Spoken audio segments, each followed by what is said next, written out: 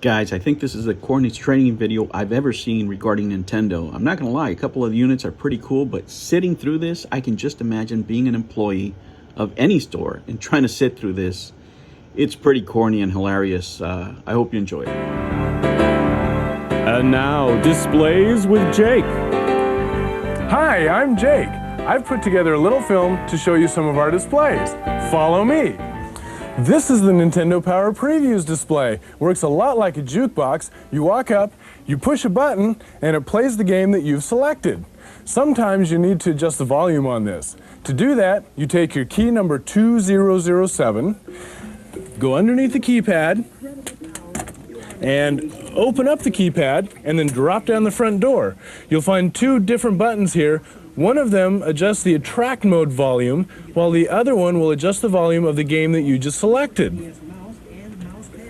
Suddenly, you can draw. You may also see another version of this that's 30 inches wide. That's right. Now, we've got a lot more to look at, so let's go take a look at those. There you are! This is the Super NES Floor Interactive Display. You can play some really cool Super NES games on this thing. Sometimes you'll want to change those games out. To do that, take your key marked LL419 on your really cool Mario Paint keyring and open it up by unlocking the lock on the side, and that'll flip the cover up. Open the cover, turn off the power, push down on your eject button, and that'll pop up the game pack. Take out the game pack cartridge, take your new game pack cartridge, put it into the slot, push down firmly, be sure to turn your power back on, and then close and lock your cover. Now, sometimes you'll want to change the volume on this as well. To do that, we have to run around to the side here. The side panel will open up if you take the same key and open the lock on the back of the display. Open up that lock, open the side panel, and if you look right down here, you'll see a little blue block with little teeny tiny switches on it. Right above that is a little thing that looks like a screw head. Take the screwdriver you got in your kit and turn that little screw head one way or the other to adjust the volume. Me, I like the volume up really high. Hey, does this look familiar? This is just like the other unit we just saw, only the countertop version.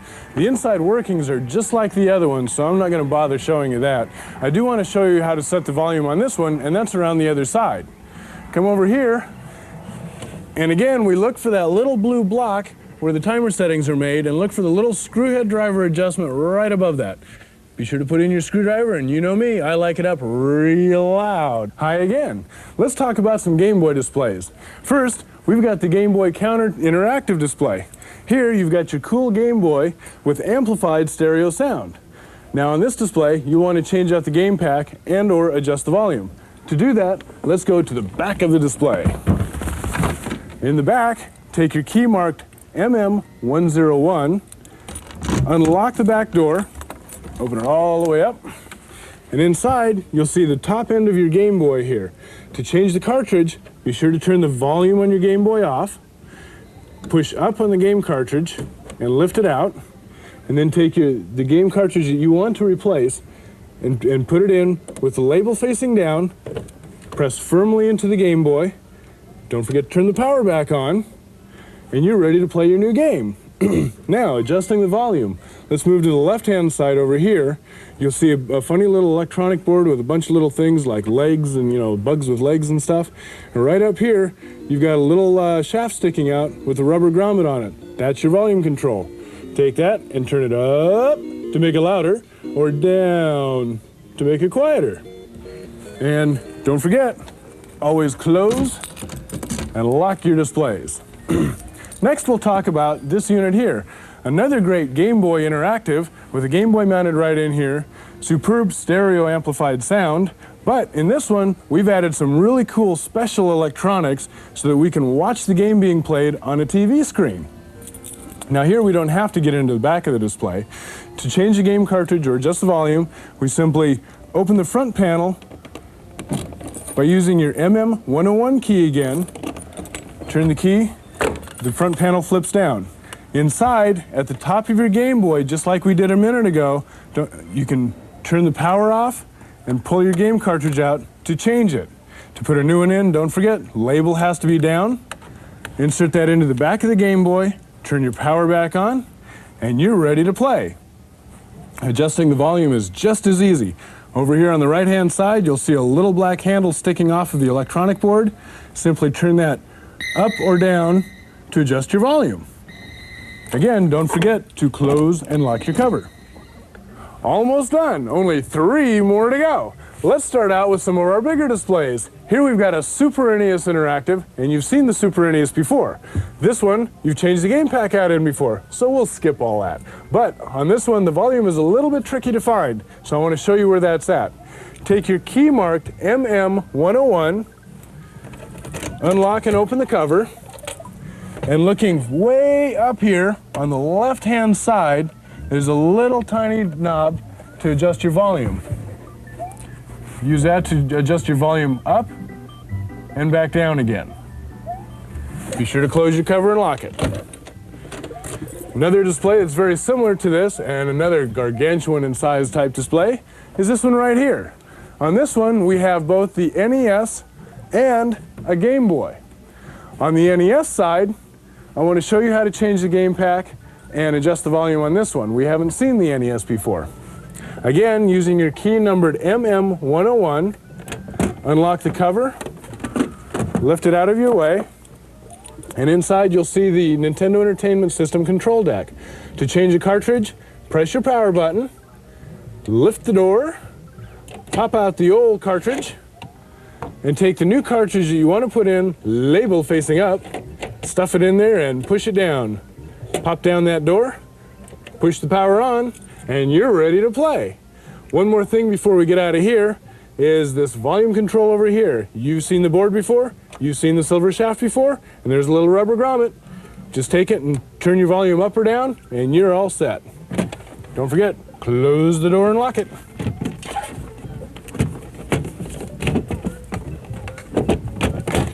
Okay, over here on the Game Boy side, again, this is all part of this one great display. And one more time, we put those really, really special electronics in here so you can see the game on the TV screen. The Game Boy down here is mounted into this cover. To change the game pack or adjust the volume, one more time, take that MM101 key, you ought to know that number by now, push it into the lock, unlock, the whole cover comes out, but be careful not to pull too hard, you'll yank all the wires out. Inside, you've got access to your Game Boy cartridge, and you've already seen how to change that out. Down here, you've got your electronic board with that real familiar silver shaft and rubber grommet. And if you haven't guessed by now, that is the volume control. When you're done, put your cover back on and lock the display up. Okay, time to move on. Jake's journey is almost over, but first I've got one more display to show you. Here we've got the 3-system interactive tower with the NES, Game Boy, and the Super NES in it. Let's take a look.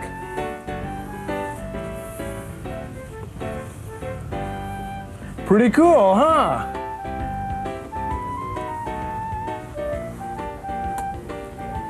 Okay, with this thing, all 3 sides are set up pretty much the same. They've got the unit housed inside of a drawer where you can get into and change the game packs out. Let's see how we do that. Underneath the center of the drawer, you take your MM101 key into the lock, you turn the lock, and then pull your drawer out as such. Lift your cover up, you can get inside, change the game pack out, turn the unit on and off. Be sure to close the cover up, and obviously we want to close and lock the drawer down here. That leaves just the volume control. Real easy spot, not very visible. Over here on the left-hand side, just under the drawer, feel around, you'll find a little black tube down here. Take that tube and turn the volume up or down as you see fit. Now you know me, I like the volume up really high.